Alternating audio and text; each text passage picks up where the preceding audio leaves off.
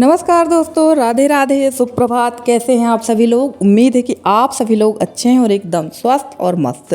तो दोस्तों, मैं भी ठीक ठाक हूं और आप लोग का सबसे पहले कमेंट होगा, सबसे पहले आपका क्वेश्चन होगा कि कल मेरा ब्लॉग क्यों नहीं आया था। तो ये ब्लॉग मेरे पास था क्योंकि आपने मेरा जो पिछला ब्लॉग देखा, जस्ट उसके बाद नहाने धोने के बाद ये वाला ब्लॉग शुरू हो गया था। और आपने देखा था वहाँ उस वाले ब्लॉग में कि मैंने पापड़ की दाल धुली थी। बस वही दाल लेकर मैं आ गई हूँ छत पे। तो ये इसको सुखा देंगे। धूप भी अब काफ़ी तेज़ निकल आई थी। जब मैं दाल सुखाने आई थी, धूप काफ़ी तेज़ थी। और इसको एकदम पतला पतला करके फैला देंगे तो ये आसानी से सूख जाएगी शाम तक। क्योंकि ना धूप बहुत तेज़ है। और बहुत बड़ी गलती की, मैं छत पर जब गई ना तो चप्पल पहन कर नहीं गई थी। बहुत ज़्यादा तपा हुआ था छत और मैं जा चुकी थी। तो चलिए, दाल हमारी एक ही दिन में सूख गई थी। और यहाँ पर मैं इसको एकदम पतला फैला दूंगा। वो ये 2 किलो दाल है। वैसे तो मैं लाई थी 2.5 किलो, पर आधा किलो मैंने बचा ली है। 2 किलो ही दाल है। और बहुत सारे लोग पूछेंगे कि आपने तो पापड़ बनवा लिए थे, फिर क्यों बना रही हैं पापड़। तो मैंने बताया है कि मैंने जो पापड़ बनवाए हैं ना, वो एकदम कड़वा रहे हैं। ऐसा लग रहा है जैसे इसमें नीम डाल दी गई हो। एकदम कड़वा टेस्ट आ रहा है। और दाल फैलाकर मैं आ गई थी खाना खाने के लिए, क्योंकि सुबह मैंने खाना बनाया था दाल चावल और करेले की सब्जी। और यहाँ रखी हुई है कढ़ी। ये कढ़ी एक दिन पहले बनाई थी। तो ये कढ़ी मैं खा लूँगी, क्योंकि दाल मुझे ज़्यादा पसंद नहीं आती। दाल कभी कभी ही ठीक लगती है। रोज़ दाल मुझे बिल्कुल भी पसंद नहीं है। और वैसे ना हर महिलाओं का यही प्रॉब्लम है कि उन्हें रोज़ दाल पसंद नहीं आती है। तो मैं तो कढ़ी ले लूँगी, थोड़ी सी सब्ज़ी लूँगी।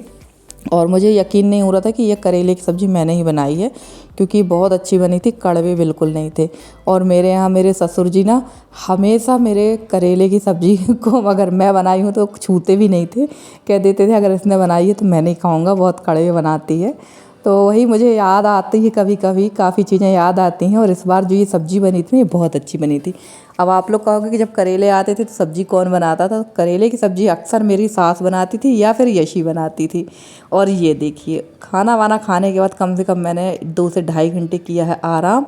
और अब बज गए थे शाम को 4:30 का समय था। तो यहाँ देखिए, ये चिड़िया यहाँ बना रही हैं अपना घोंसला, जिसकी वजह से यहाँ बहुत ज़्यादा ये घास ले कर आ रही हैं और यहाँ पर रख रही हैं। तो ये कम से कम दिन में 3 से 4 बार ये घास मैं फेंकती हूँ। और नीचे गिरी वाली फेंक रहे हैं, ऊपर वाली तो हम लोग छू ही नहीं रहे हैं। अब बना लें घोंसला, कुछ ही दिन की तो बात है। चिड़िया का घोंसला बिगाड़ना भी अच्छा नहीं होता है। अब वो जहाँ तहाँ उनको जगह मिल रही है, बना रहे हैं। और कहते हैं ना, बहुत शुभ भी होता है अगर चिड़िया वगैरह अपना घोंसला बनाए तो बहुत शुभ होता है। तो लगभग हर कमरे में, हर जगह ये अपना घोंसला बना रही हैं। तो अच्छा लग रहा है कि कम से कम ये घर किसी उन्हें पक्षियों के भी काम आ रहा है, कि उन लोग भी अपना यहाँ पर घोंसला बना रही हैं। और चिड़ियों की जो चहचहाहट होती है ना, उसका आनंद तो कुछ अलग ही होता है। और अब आप लोग सोच रहे होंगे कि मैं यहाँ कर क्या रही हूँ। तो मैं आई हुई हूँ चूड़ी पहनने के लिए, क्योंकि मेरे ने जो कंगन पहन रखे हैं ना, वो बहुत ज़्यादा घिस गए हैं और ख़राब हो गए हैं। तो मैंने सोचा चलो कंगन या चूड़ी निकाल के पहनते हैं। और यहाँ पर आके मैंने देखा तो ये बहुत सारे पाउच रखे हैं। आंवला, रीठा, सीकाकाई, इन सब के पाउडर के पैकेट रखे हुए हैं, जो कि कुछ ऑनलाइन लिए गए हैं और कुछ ऑफलाइन लिए गए हैं। तो सीकाकाई, हाँ सीकाकाई है, रीठा है, इसमें सीकाकाई नहीं है। तो ये सारे पाउच पहले मैंने इस डिब्बे में एक उसमें रख दिए थे पाउच में। फिर मैंने निकाला, मैं कहा बस ये ऐसे ही रखे रहेंगे। और फिर एक एक पाउच से सीकाकाई निकालो, फिर आंवला पाउडर निकालो।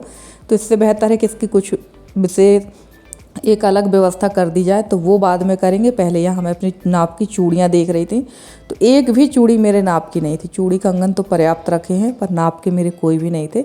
अब आप कहोगे कितने चूड़ी कंगन के बाद भी आपका नाप के कंगन चूड़ी नहीं है। तो मुझे ना चूड़ियों का साइज़ बड़ा लगता है, 2.6 या 2.8 का नाप लगता है। छोटी चूड़ियाँ नहीं जाती हैं। एक हाथ में छोटा नाप जाता है, एक हाथ में बड़ा। तो भाई एक हाथ के लिए अलग कंगन नहीं देंगे, दूसरे हाथ के लिए अलग नहीं देंगे। तो मैं बड़े कंगन ही खरीदती हूँ। और यहाँ तक कि ना, मैं मतलब काफ़ी सारे मेरे सभी लोगों को मैं देखती हूँ कि जो साड़ियाँ पहनते उसकी मैचिंग की चूड़ियाँ पहनते, पर मेरे साथ बिल्कुल जस्ट विपरीत है। मैं अगर एक बार चूड़ियाँ पहन लेती हूँ तो मुझे सोचना पड़ता है दोबारा उनको उतार कर दूसरी चूड़ियाँ पहनने के लिए।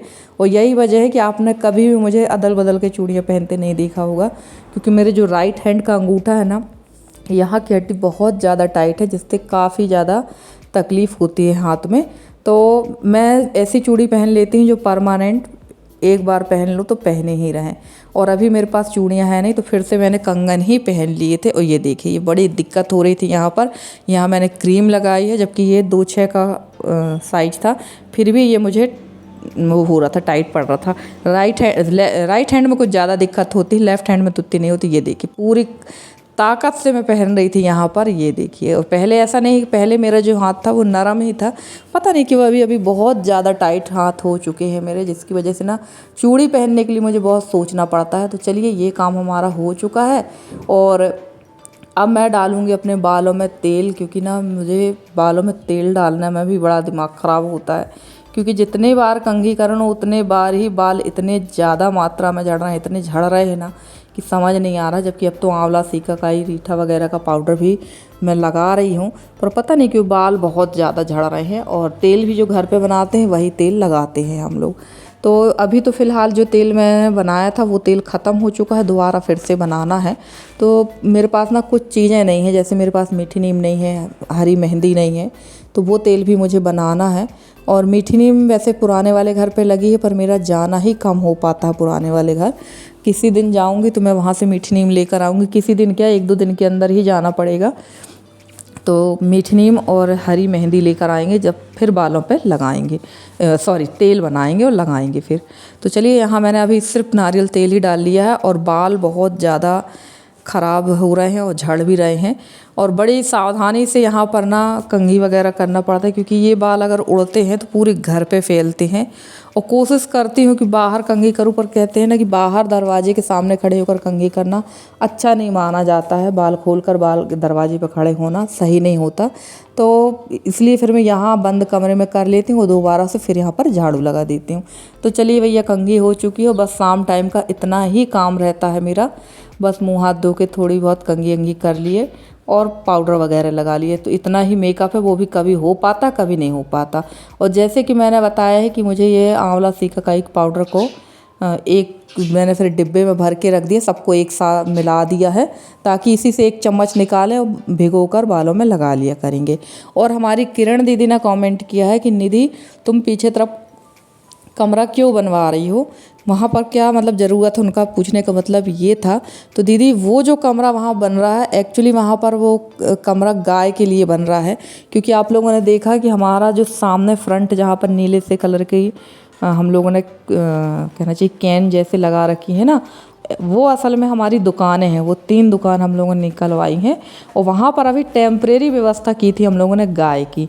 अब हम लोग को पीछे तरफ जो कमरा बनना, वो बनेगा कच्चा कमरा, खपरेल कमरा बनेगा, और गाय वगैरह की व्यवस्था वहाँ पर होगी। तो वहाँ गाय भी रहेंगी, भूसा, कंडा, लकड़ी, जो भी व्यवस्थाएं हैं सब वहीं रहेंगी। और उसके अलावा देखेंगे उसके 2 पार्ट होंगे, तो थोड़ी सी जगह जो बच जाएगी वहाँ पर हम रख लेंगे अपना चूल्हा भी, क्योंकि गांव में बगैर चूल्हा के तो चलेगा नहीं। आप लोगों ने देखा था कि मैं जब यहाँ आई थी ठंडी के दिनों पे, तो मेरी बहुत ज़्यादा तबीयत ख़राब हो गई थी, बहुत ही ज़्यादा।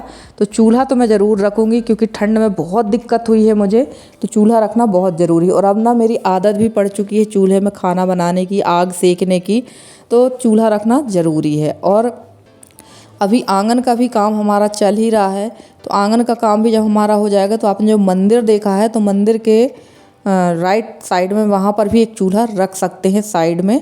तो आंगन में भी रख सकते हैं और अंदर भी रख सकते हैं। तो अंदर जो चूल्हा रखेंगे वो ऐसा है कि जब बारिश वगैरह में या रात विरात कभी ज़्यादा हो गई, तो वहाँ के लिए एक रहेगा और एक बाहर रखेंगे। तो इस वजह से हम लोग को 2 कमरे बनवाना पड़ रहे हैं।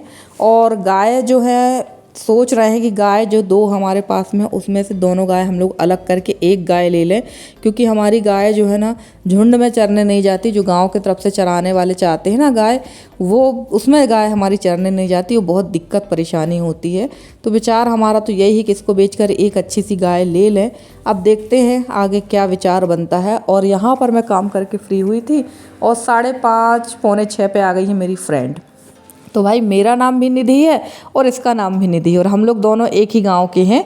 पर मेरी शादी लोकल गांव में ही हो गई है, और ये जबलपुर में है, और हम लोग साथ में ही पढ़े बड़े हैं और एक ही घर परिवार के हैं। तो दोनों हम लोग एक ही घर परिवार के, एक ही गांव के हैं। और काफ़ी दिनों के बाद इसका आना हुआ है। वैसे तो ये अपने मम्मी के यहाँ आती है, पर मेरे यहाँ लगभग 2 साल बाद इसका आना हुआ है। तो ये काफ़ी दिनों से आने की सोच रही थी कि जाना है जाना है, पर बड़ी मुश्किल से इसका अब आना हो पाया है। तो ये देखिए शाम टाइम का नज़ारा, और लगभग ना 6 साढ़े 6 का टाइम हो चुका था, ज़्यादा ही हो गया होगा, मैंने घड़ी नहीं देखी थी क्योंकि ना नीचे हो गई थी लाइट गोल। तो हम लोग आकर छत पर बैठ गए थे और हवा भी ना बिल्कुल नहीं चल रही थी। और इस बार का मौसम जो है ना कुछ समझ में भी नहीं आ रहा कि मौसम किस तरह का हो रखा है, क्योंकि मौसम विभाग के अनुसार तो इस बार मानसून जल्दी आना है। और सुनने में तो ये भी मिला है कि 27 मई से ही बारिश शुरू हो जाएगी। तो देखते हैं अब जो होगा, बारिश भी होना ज़रूरी है। अब होगी तो शुरू होगी बारिश।